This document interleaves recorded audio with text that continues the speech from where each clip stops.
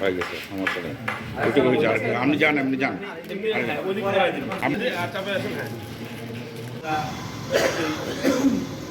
জনদরদি কবির ভাইয়ের কথা শুনবো।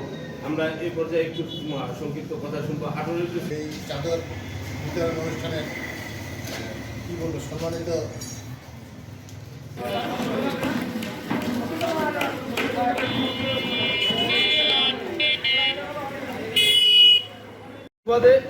আমার সাথে এই শিশু স্বর্গ ফাউন্ডেশনের যিনি প্রতিষ্ঠাতা কবির, ভবিষ্যতে যেন আরও বেশি বেশি আমাদের উপাদান শীতবস্ত্র সরবরাহ করতে পারে।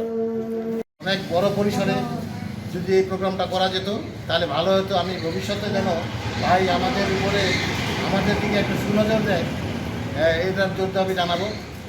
তো আসলে আমার কিছু করার না, আমি চেষ্টা করব যে আগামী বছর যেন আমি অনেক মানুষ নিয়ে আপনাদের সামনে উপস্থিত হতে পারি, মানুষের পাশে দাঁড়াতে পারি।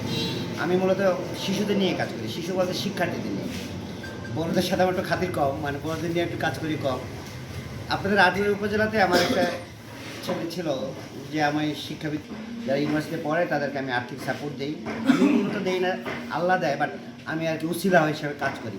তো এই উসিলা হওয়াটাই আমার আনন্দের।